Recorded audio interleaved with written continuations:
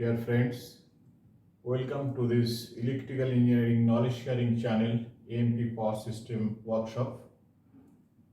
I would like to convey my sincere thanks to you all whose joint partnership help us to complete 6 sessions under this workshop 1, where we have discussed about the various protection, basic of protections, as well as we have completed under session 6, generator protection. So thank you very much for your joint partnership in this discussion, watching and sharing these various videos. Today we are going to discuss new session 7, that is a transformer protection. We'll try to discuss this session 7 transformer protection maybe under 3 part 1, part 2 and part 3, by which we can complete session 7. So today is a part 1, which will give a brief idea about the transformer construction, various devices which we use in the transformers, and with some basic, very basic knowledge about the transformers, which most of us are aware of that. Just to refresh those parts. Now, when we are coming to the construction to the transformer, we have already said transformer is another piece of equipment which belongs to a power system. On the first session, we have said that as we are discussing the power system protection, so we'll cover all the power system equipment, power system devices. So we have classified power system device into 3 categories. One is a power system equipment, then power system transmission system, and then power system distribution and sub-distribution system. So we are in the first category, power system equipment, where these major power equipments are belonging. That is, out of that we have already completed generators, which is a rotating equipment. Now if you see the power system, in the power system if you go sequentially, then the normal power system, this is a power plant where the generator is located. From there we put a station generator transformer. From the generator transformer is come to a substation. From there we have different cables or different overhead lines. From this is going to the remote station where there is again transformers, and from the transformer is coming to the switch gear, from where it is getting distributed to various equipment, suppose motors and all others. So if we go this way sequentially, so we have completed, this is completed, generator is completed. Now next equipment, major equipment for the power system is a transformer, which we have started today. Transformers. After that, next equipment is the motor, that we will also cover. Then we have a capacitor bank. Then we have other UPS system. Then we will go to the transmission distribution system. Then we will go to the cabling or feeder. So that is the sequence we provide. So we have completed this. Now we have started second important equipment in the power system, that is transformer. Now when you look into the transformer is considered one of the major equipment in the power system, because without transformer you cannot transmit power to the required level, or you cannot distribute the power to the required level. So when you look into the transformer, it is electrical power equipment. It can also use a small transformer, we can use for the control purpose as well. But if this transformer is considered as the electromagnetic equipment, a static equipment, it is electromagnetic in nature. The basic principle, everybody we are aware of this. The basic principle it works, it has a mainly it has a 2 part. One is a winding part, another is a magnetic media part. So it is this is a electromagnetic equipment working on the electromagnetic induction, where a magnetic media is magnetized with some magnetization current, and if that in that magnetic field or magnetic flux, if that magnetic flux is AC in nature, then in that AC magnetic flux, if some winding is located, then the winding is induced EMF is produced in that winding. That is the basic principle. So it is based on the electromagnetic induction. So to produce the magnetic flux, you need a magnetic media, that is one of the part. And to give the excitation current, you need a winding. And then that excitation current, when it is going to the magnetic core, which is producing magnetic flux, then that will interlink with another winding, which will produce voltage. So there is another winding.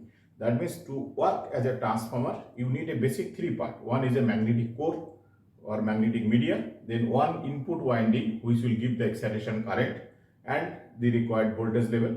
Then another part will be the output or the our secondary side of the or the output voltage. So these are the three parts we'll discuss one by one. This is the basic requirement for to work transformers, because transformer we are using for transfer one voltage to another voltage. So first voltage which we want to input, that is the input primary side voltage. So that will be one voltage, means there will be one winding for the primary side. Then the magnetic core will link with the magnetic flux, and that magnetic flux will produce another voltage to the another winding, that is the secondary winding. So these are the three major important part of the transformer to work as electromagnetic device. Number one is a magnetic media. Magnetic media, that is one media, one item. Second is a primary winding which will give the excitation. And third part is a secondary winding. It is a minimum. It could have multiple windings. So now first let us go to the magnetic media. Now this magnetic media means it is a core material. Magnetic media, it will be magnetic material, ferromagnetic material it could be. So normally we use a steel for that purpose. Steel has a magnetic properties, so we use steel, but that normal steel we do not use. Okay. So if we see the core or magnetic media, how does it? It is a, suppose this is a magnetic media. It is like a this portion is hollow. Yeah. This is a window. This is open window, and this is a material. So a simple way I am drawing one picture. This is one of the magnetic media, this is a material, and this is inside is a hollow. Okay. So if we give some voltage over here, suppose we are giving a voltage over here, so this is going current. When current goes through this, then there will magnetic flux will be produced in this magnetic material. So if I put another winding over here, then it will produce a voltage. So this is a simple way I am showing. So this is a magnetic media. This magnetic media, it can be single, this type of window, or it could, this is a single window. Now it could have a double window like this. Okay. So here winding will be connected over here, both the winding. Suppose one winding is this, other winding will be this way. It will be connected over here. That is also possible. So this is, in that case, you cannot see from here, you can see the winding from outside, but here winding is inside the casing. This is your structure. So this is a structure, winding is on the center limb. This could be also possible this way. So this magnetic media or this steel material, it has a special features. So the magnetic media, when you see the construction of the transformer, there are three parts. Now the magnetic media, it could be this magnetic media, it needs a special material because it has to produce a magnetic flux. Now magnetic flux will be produced. We intention to have a good magnetic material so that it can work as a high flux density at one point. Second point, this magnetic core, it is made not only one piece of iron, it is a very thin laminations which are varnished with insulated, and then about 0.3 to 0.4 millimeter thick laminations, steel laminations, which are cutted very thin, and then it was varnished with the insulation for the insulation purpose, and over that we stamp all the small lamination to punch it to make this core. So if you see this structure, this magnetic media or this core, it is not one piece of steel. It is a multiple stacks, like a small thin slide window, and then it is connected all are together, and then it is punched. So in this way this thickness is achieved. So why it has been made, we will be discussing that part.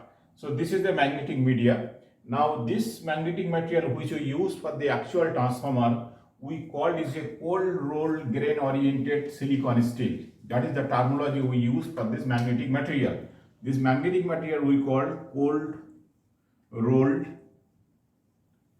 grain oriented silicon steel.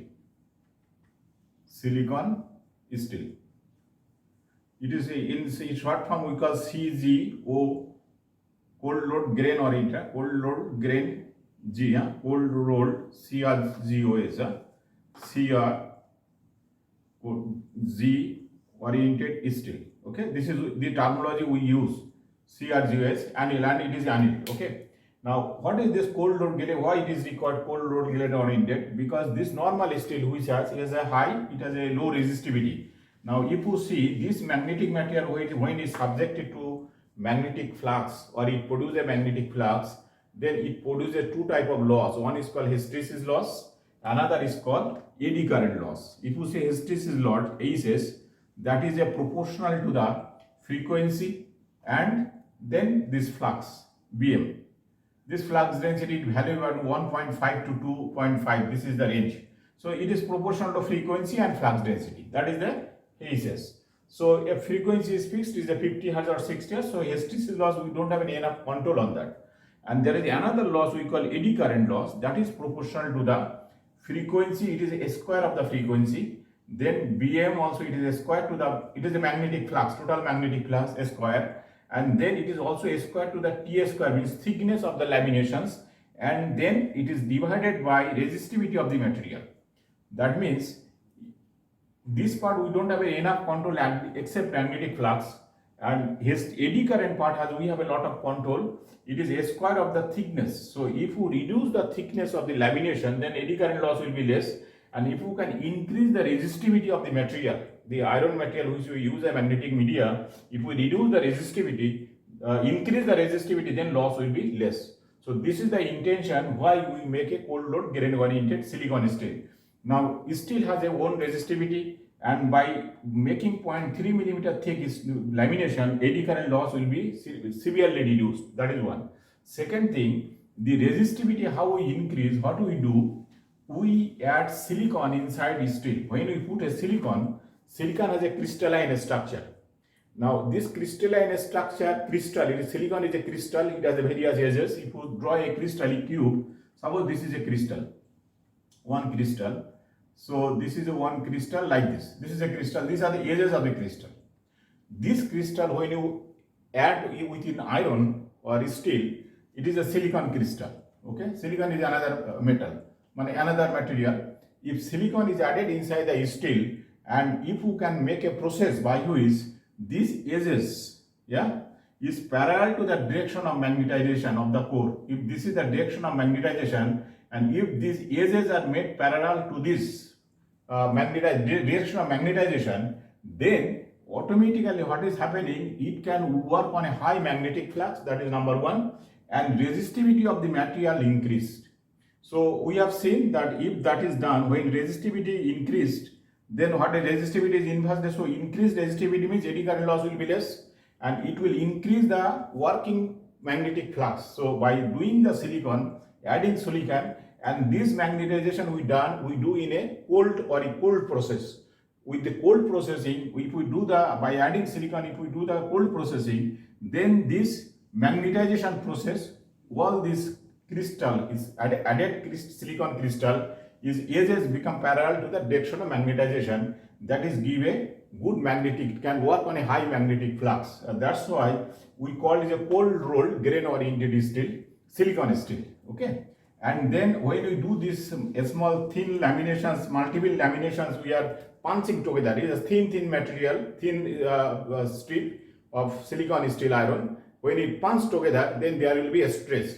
To release the stress, what we do? We do an annealing process. By doing the annealing, the stress will get reduced. By that way, we get a best quality magnetic material. So that is by which we can make the magnetic core. Okay. Now this core can be two types. One is, I said, is a core type. Core type means this is for single phase transformer. This is a single core. This is only one window. This is a window, and winding will be over here. Okay, winding will be, this is a side. This is the iron material. Okay, this is the iron material. This is the open air window. Huh? So the coil will be coming like this. So if you see the section, it looks like this. This is a iron part. And there is a coil over here. Actually, I have shown two coils separately, but actually in the actual transformer, both the coil interlinked one over the other. Suppose this is the first, over the core, low voltage winding is located over here. Over that, high voltage winding is located. Suppose this is a high voltage winding. So this is a section. So here also same thing. This is a low voltage winding, and then this is a high voltage winding. So that means the coil is over this leg, the coil is wrapped like this way. First is low voltage winding. Suppose this is a barrel. The barrel is going inside this limb, or you put inside this limb. Then this is a low voltage winding like this way it is going. Over that high voltage winding is left, and these two windings are insulated. Between these two there is insulation that I am coming afterwards. So similar way, here is a half of the winding over here, half of the LV winding here, half of the HV winding over here. Similarly here, half of the LV winding over here, half of the LV winding, this is half of the LV, and then HV winding will be over here, over the same way. So this way, this is called, it is called core type, it is called core type magnetic media. But if we go, this is a on. Now if we go to the another type, which we show by double window, that is a case type. Okay, so that has a double window, that is a, suppose that will be like this. Then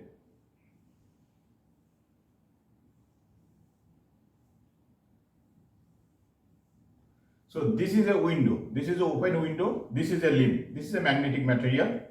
Okay, this is a magnetic media. You can see over here, this is a magnetic media. So here winding will be located over here. Okay, so here will be winding is located in this arm. This is the leg.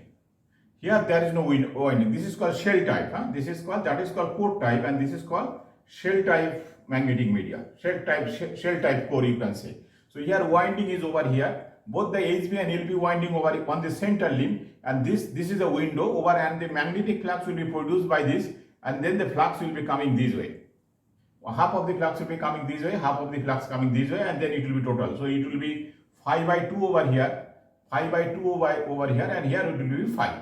Now how this winding is, it is actually sandwich type on the center limb. If this is the center limb where the core is mounted, here actually winding is like this. This is LV winding, then this is a HV winding, then again LV winding, yeah. This is LV winding, then again HV winding. So on both sides. So this is a the one coil is over here, then one LV coil, then HV coil, then LV coil. In this way, it is a sandwich. Coils are sandwiched all over the other, and that is mounted on the center leg. It is called shell type construction. So for the high rating transformer, always we go by the shell type magnetic media. So these are the two type of core, and the core material we have said cold rolled granular in the silicon steel, which has a very low by increasing resistivity and decreasing the thickness, we can reduce the eddy current loss, which is a save the power per big transformer. So this is a core material. Now when you come to the winding can be two types. It can be copper winding, or it could be aluminum winding. Okay. Now the coil is different type. It is spiral type. It could be a spiral type. It could be sandwich type.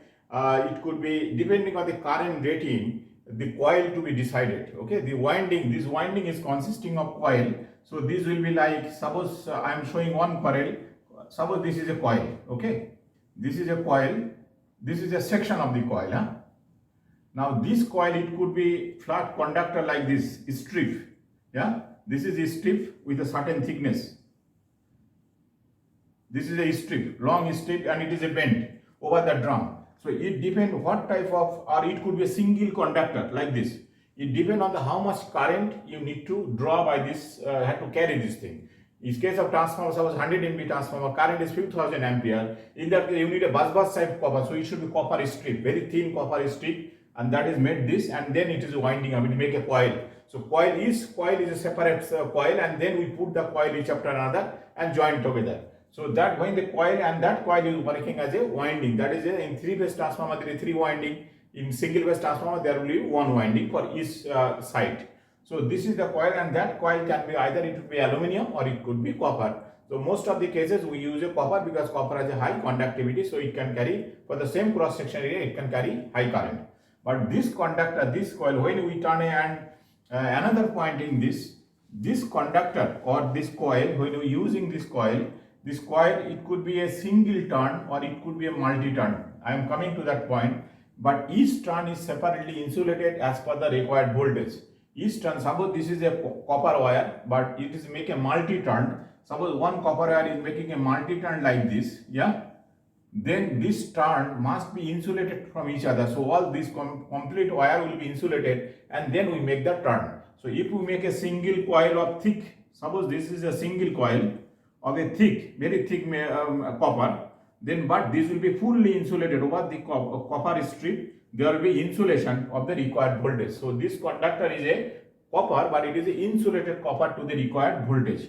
So that when one turn to other turn will come in contact, they will not be shorted. Why it is required? Because if we go to the basic equation of transformer, how the voltage is produced, that is, we know everybody, we know all of us, we know the basic equation. The induced EMF in a transformer is equals to, you can say simply equal to 4 into kf into frequency into number of turn into phi, right? That is the basic equation for the transformer. Induced EMF in the winding equal to 4 into kf. Kf is called form factor, frequency of the supply, number of turns in the winding, how many turns in the winding, and the flux, total flux. Or you can say phi m equals to A into Bm. A is area of the core and Bm is the flux density. Either this or these are this equal. Okay. So in that case, you can say, and this Kf, in case of, if we consider that inputs voltage is a perfect sinusoidal voltage, in that case the Kf equal to 1.11. It is called form factor of the sinusoidal wave. In case of sinusoidal wave, Kf equal to 1.11. In that case, it will be 4.44 into Fn into phi m. Phi m is the total flux density. That is the basic equation for transformer. So from there you can make out the how much voltage will be produced. Yeah, how much voltage will be produced, that depend on the number of turns. So if you make a 10 turns, voltage will be 10 times. If 1 turn voltage is E, and if you make 10 turns, then it will be 10 E. So depending on how much voltage we need, based on that we decide the number of turns. So this each turn has a separate voltage. That means each turn needs to be insulated, otherwise they will be shorted. That's why insulation to be provided on the each turn. That means the inter-turn insulation will be there. That is one part. Second part, insulation, how many places insulation is required. Inside this each turn there will be insulation of the winding. Second is, when we put we have shown that this is the LV winding, and then we are putting HV winding over here, okay, and this is your core, and same way this side is over here. That means here is also insulation is required voltage between HV and HV. Suppose it is a 415 volt side and HV is a 3.3 kV side. So between this insulation is required. Then again also insulation is required between this core and the winding. So all this place will be for insulation to be provided as per the voltage grade. Okay. So this is the basic of this three part of the transformer. One is a core or magnetic media. Second is a primary winding. Third is a secondary winding or HV winding and LV winding. And then there will be proper insulation will be there. That is the basic requirement. Now, in addition to this core material you are stacking, then for big transformer is a mounting arrangement. So mounting arrangement is to be made. That is also part of the transformer. Now, these are the transformers. Now we have to see this. In addition to this basic construction of the transformer and the basic equation we discussed already. Now with this basic, now we have to see what are the other things is required for the transformer to complete its construction. Now when we put, that means now we have a transformer, we know about transformer, there is a core, this is a core, and then there is a winding, okay, both sides there is a winding. Suppose it is HV and it is LV, this winding, and but normally it will be interleaved because both LV HV both could be on the same limb, black color suppose LV, and this could be both LV plus HV, both sides it will be interlinked, we said already. So now what is happening, when the current goes through this, suppose primary winding we are giving current and secondary is taking current. So when the current going through this, the magnetic flux will be produced in this, yeah.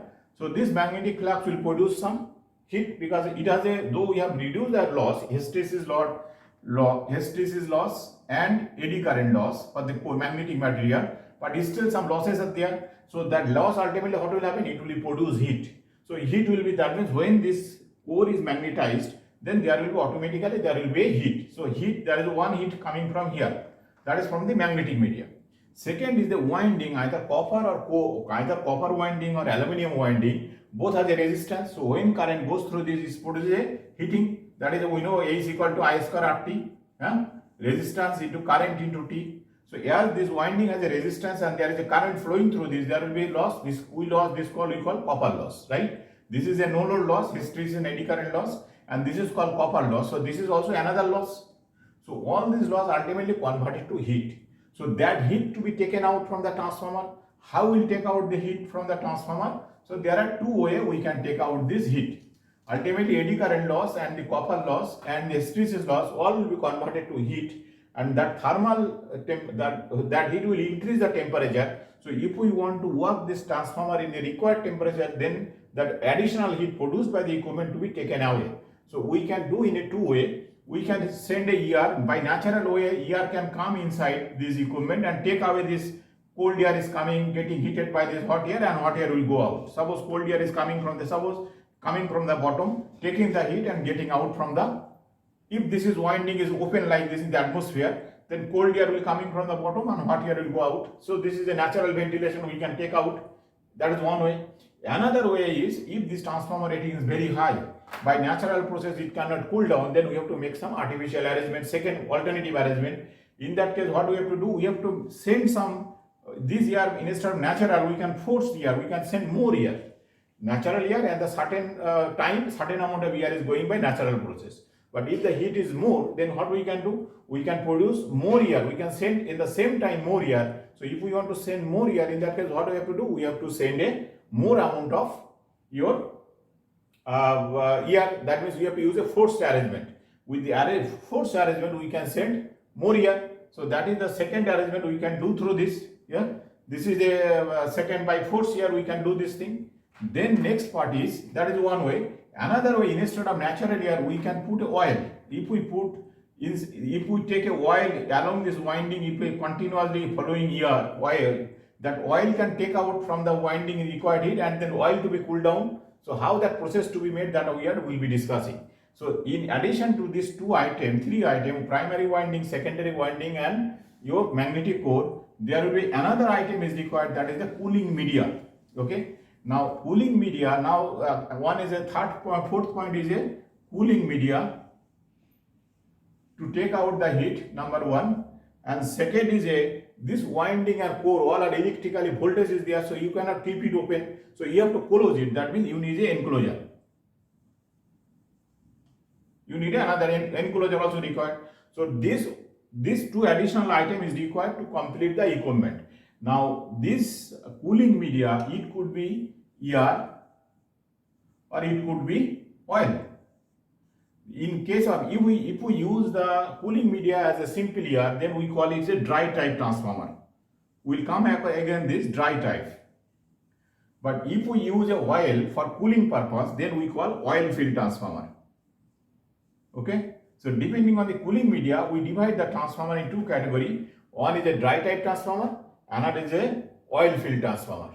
Okay. Now second part is the enclosure. In case of dry type transformer, this complete winding and the core is enclosed inside a enclosure. That enclosure should be ventilated. It should have a provision of ventilation. So that will be normally IP42 or IP52 depending on the ambient condition. If it is a very dust ambient, we have to go higher protection. In that case, cooling will be less.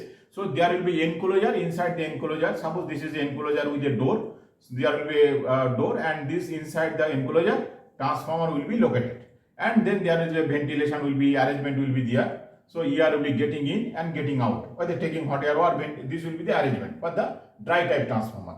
But in case of oil filled transformer, oil is liquid, we cannot make this type of arrangement. We need a tank which is completely sealed and oil cannot leak. So it should be IP65 or that type of category. You cannot, or it should be pressure tested and vacuum tested. So there will be a steel tank, completely sealed tank.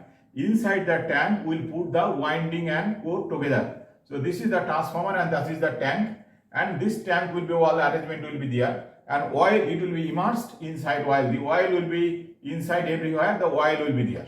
So this is we call a oil filled transformer. So this cooling media, how it will work out, this oil, when you put inside the oil, core and winding inside oil, core and winding immersed in oil, and that put inside a tank, then this is the tank wall. Suppose this is a tank wall, yeah, and why it is full with oil, and then the winding and transformer over here. Then what will happen? This winding is over here.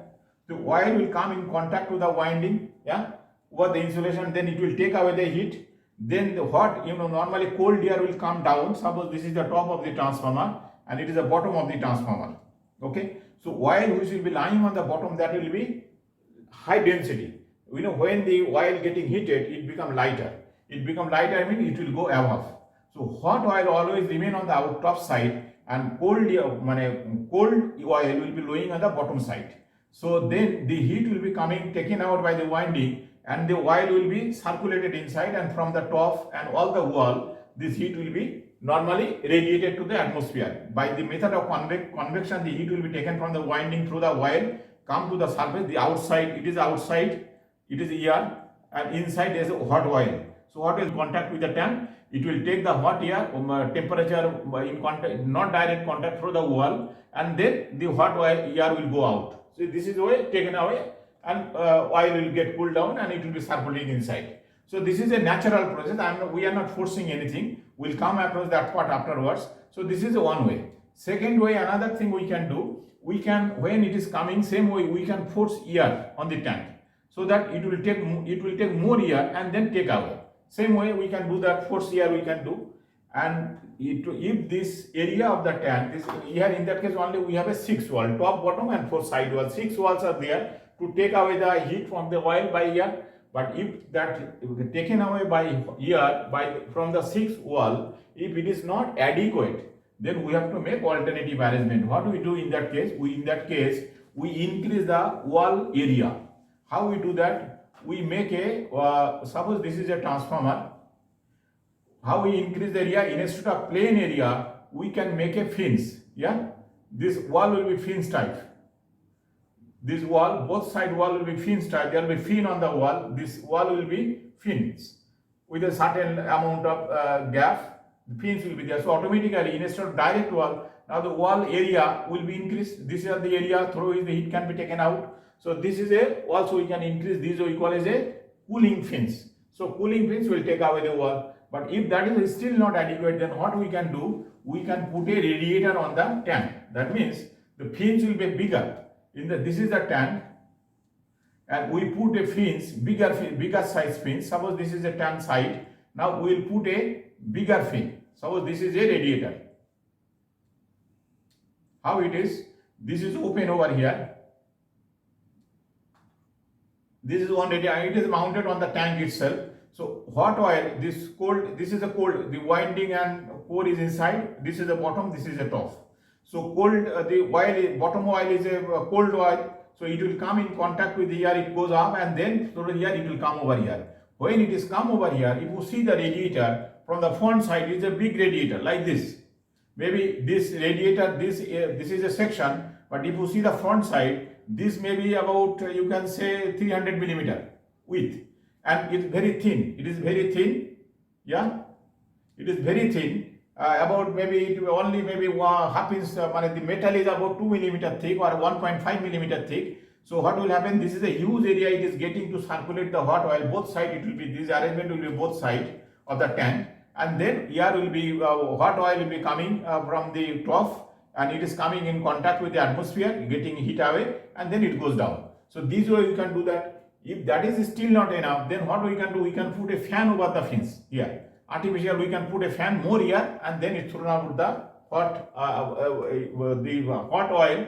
Oil will be cooler in a higher rate. Then it will be getting temperature also lower. This is why also we can. This is we call a radiator. So this is a tank mounted radiator. Now the radiator could be different. It will be separately mounted radiator. How the radiator will be separately mounted? Suppose this is a tank. This is a tank. Then we can put a header over here. Okay. This is header pipe. Suppose this is a 3-inch pipe. 3-inch pipe with a valve. There will be a valve over here. Okay. This is a valve. So both sides there will be header will be here. There is a valve over here. This is header, and the radiator is mounted on this header. Okay. So it is a detachable type. If we want to remove, there is a flange connection between the header and here, and there is the isolation valve. If we want to remove the radiator, we can close the valve, and then we can detach this from the flange, and we can take away the both radiator. So this is also, it is separately, it is also mounted, radiator mounted transformer, but here radiator is mounted integral part of the tank, but here radiator is detachable type. Depending on the requirement, we can identify this way. So this is also another type of transformer tank where the radiator is detachable. So this is all our cooling method, this various arrangement we made. Sometimes we, instead of putting the radiator near to the transformer is located in one place, and then through the pipeline, we take a pipeline from both sides, maybe both side radiator is there. So this is a hot oil is coming through the pipe. Then we put a bank of radiators over here, yeah, and oil will be coming, and this after cooling from here, the oil will be going back. Yeah, in that case, it is a remote mounted radiator, and the oil will be going this way. Yeah, through that. In that case, transformer, there is an isolation valve over here. If we need to detach this line, so in that case, radiator is not part of the transformer. It is mounted separately. That also we can do. It is a remote installed radiator for the transformer. Sometimes the oil which is coming through this, we can force this oil. When it is coming to the radiator, it can be forced. We can put a pump. The oil is coming from the tank here through the pipeline, and then suppose it is coming through it is coming to the radiator over here. Yeah, output of the radiator we can pass through a pump. We can put a pump and we can force it. In that case, forced oil will be going inside, and then it will be circulation will be more. That also we can do that. So there is a different way we can pull this transformer. So now the basic part we can discuss, that means the transformer mainly are two types. One is a dry type, another is a oil filled type. So in case of dry type transformer, the main component of the transformer is a core, then number 2 windings, and number 3 is a enclosure. And number 4, if required a forced ventilation, we need a fan. These are the for the dry type transformer. This is the basic part. Okay. Now, in case of oil filled transformer, what we have seen, in case of oil filled transformer, basic, this core is there, winding is there, enclosure means it will be tank, yeah, and then is another media is required, is a cooling media, oil is required, and then fan, pump, all this thing also may be required depending on the fan or pump, oil pump or water pump, all this could be required depending on the requirement, size of the transformer. So these are the two different type of transformer, dry type transformer, oil filled transformer. These are the basic component of the transformer. Now when we come to the we have discussed about the various cooling media. Naturally it could be cooled. Based on that, transformer has a different cooling definition we use. That is, I just give a small brief. We said one is a ON-AN. Okay, it is only for the oil filled transformer. In that case, what is the meaning? It means the transformer oil is naturally cooled. What I said that, suppose this is a tank, yeah, and tank and core and winding inside, and the oil is circulating inside. Oil is there, it is circulating inside automatically. Yeah, so oil, there is no artificial means, and air is coming from atmosphere, coming in contact with the tank, is taking out. This type of cooling we say oil natural, air natural. It could be tidal tank, it could be fin, or it could be radiators. But there is no forcing arrangement. All are naturally taking place. We can ON-AN. But in some cases we can put a fan over here to cool down these fins. But so it will be more cooling effect will be more. In that case we call oil natural, air force. Okay. And if oil also can be forced by pump, I show by pump, you can put a remotely pump, the oil will be going remote, and then from the remote by the pump it will come out. In that case we call it oil force, OF, and air also can be forced, OF-AN, oil force, air natural. We can make also oil force, air force, that is also possible. So different combination we can, it is all our cooling method. We can do this thing. Now about the oil, we have to discuss about another point is about this. In the case of oil filled transformer, we have said there is a oil is one of the media, which is one of the ingredient, one of the part of the oil filled transformer. This oil has a different grade. Okay. Now if we see 30 years before, we use a mineral oil that not a very good quality, it is not highly purified. So in that oil, there is a, with the research and scientists has found that if the mineral oil which is come from the petroleum is not properly pure or is not properly filtered, then there is one component in that oil which we call it is a polycyclic aromatic hydrocarbon. This polycyclic is called PAH, P-A-S, polycyclic aromatic hydrocarbon. This is a cancerous, means this, if this is there, then carcinogen. It is actually carcinogenous. That means it can produce a cancer, skin cancer, sometimes lungs cancer. Those people who are working on this transformer and with old oil, there is a possibility of affected by the carcinogenous. So this item in old oil, this is available. With the time it developed, but nowadays with this high purified oil, this has been reduced or it can be eliminated. So one of the oil we call is mineral oil, but we have to make sure before taking the mineral oil, it has been properly, this hydrocarbon PAH or this polycyclic aromatic hydrocarbon has been removed to the required level, and the oil is not carcinogenous. That to be make sure. That is a main, and that is a, we call this mineral oil. Okay. mineral oil. This mineral oil has very good electrical properties, moisture properties. Only fire properties is not very good. If it is there is a fire, it explodes the fire. It does not distinguish. So where there is a possibility of high fire risks. In that case, using mineral oil to be reviewed and to be accordingly, we have to use the mineral oil. Mineral oil, all electrical property, moisture absorption property, all this thing is very good in comparison to other available oil. But fire property is poor in comparison to other. That is number one. Second oil we have available, that is called silicon oil. Dimethyl silicon oil. Dimethyl silicon oil. I am writing only silicon oil. This oil is a dielectric property is not so good, but it has a high good property for the fire point of view. If there is a fire, it is self-extinguished. Automatically fire will be extinguished. So where there is a risk of fire, we use a silicon oil. But nowadays, new brand has come, but it is not biodegradable type. If the silicon oil leaks somewhere on water or on the platform or on the soil, it will not be dissolved with the soil. It will be lying over there in the same way. So now this is a biodegradable type. New oil has come, which is called ester oil.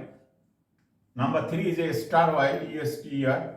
Ester oil, why is a biodegradable type, and it is a fire property like a silicon, but it is a biodegradable. So if some leak is there, it's auto with the time it will be degraded in soil. So there is no other health issue. So these are the 3 main oil available. Depending on the application, we have to select which oil we use. Normally for the offshore platform or oil field application, either we use silicon oil or ester oil.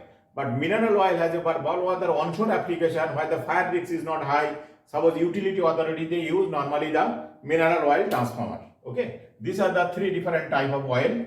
And regarding the insulation, we have to discuss about this point also when you go to the construction. Now in case of, we have already said that winding, each turn of the winding is insulated. Then winding, interturn, and between HV winding and LV winding there is insulation. This is, suppose this is HV winding and this is a LV winding. It is HV. Between this there will be insulation, and inside each turn, if there is a multi-turn, each turn is insulated. Then with this there is a core and LV winding, that is also insulation will be there. So all these things are insulated. So windings will be insulated as per its temperature class. Now we know insulation has a various temperature class. We say 105 like A grade insulation, which is called 105 degree. Then your B class, it is a 135 degree, 130 degree. Then your B Hayes class, we say it is a 150 degree. Then you have a B Hayes, B Hayes, F. So it is F class, not H class, F class. Then we have a Hayes class is called 180 degree grade. Then we have a N class, that is called 200 degree. And then R class, that is a 220 degree. And then you have a S class, which is a 240 degree. And then above this we call it a C class.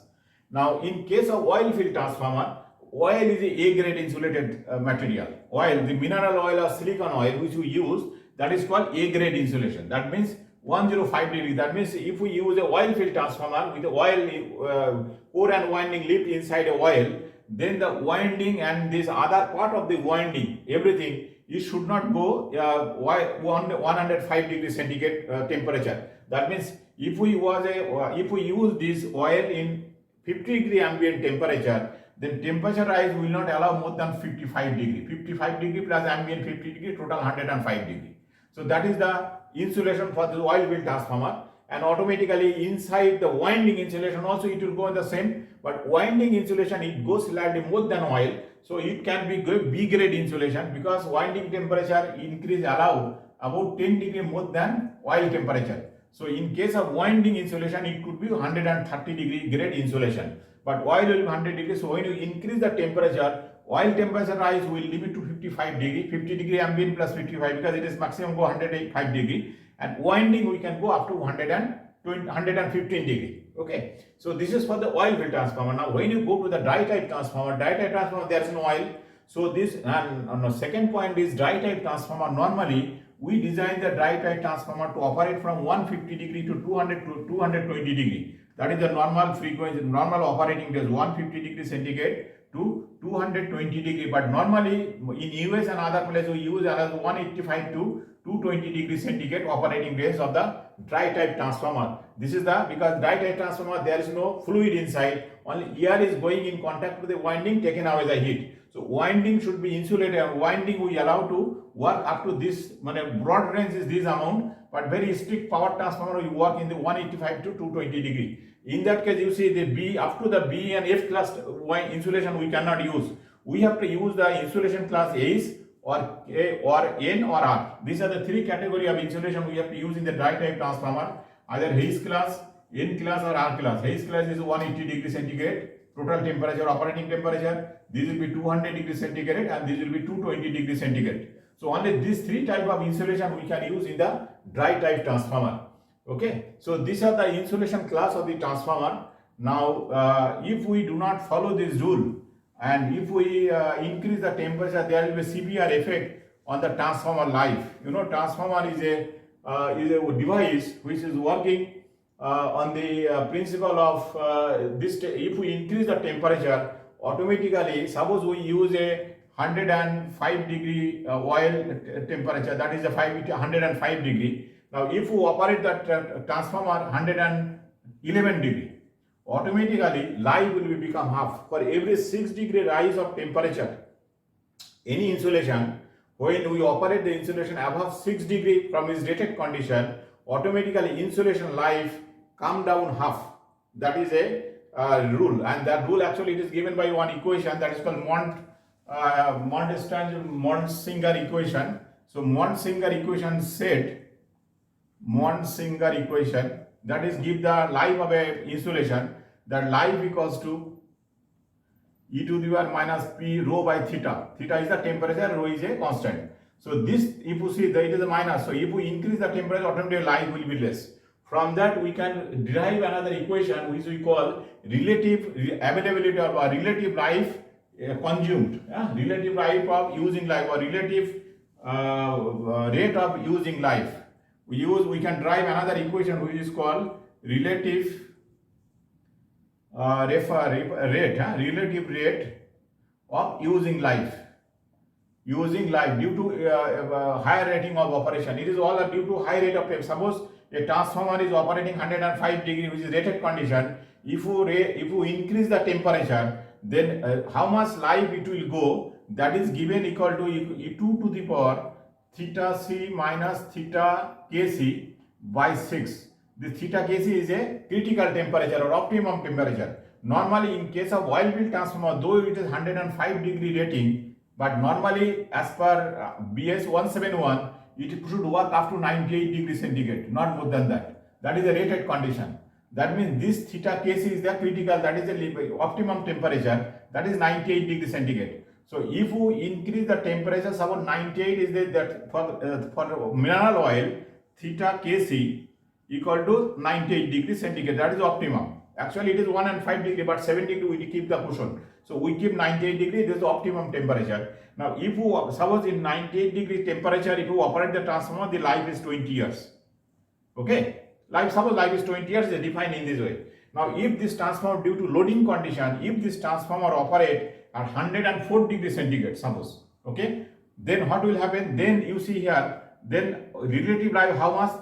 2 to the power theta c will be 104 minus 98 by 6. This is equal to 2 to the power 1. That means relative life has, relative using life is become 2. What does it mean? That means if you operate this transformer for 10 years, that will give equivalent to 20 years operation. This is equal to, this 2 means normal life it will be become half. That way relative using, though you have used 10 years, but due to loading is equivalent to 20 years, 2 times of the relative life you have used. So 10 years you can use, if the transformer designed at 98 degree centigrade at 20 years, then if you overload the transformer to 104 degree centigrade, the transformer instead of 20 years it will go only 10 years. Within, as the relative factor is 2, it become 10 years will be equivalent to 20 years. On the other hand, if you reduce the temperature to 92 degree centigrade, instead of 104, if you put 92 degree centigrade, it become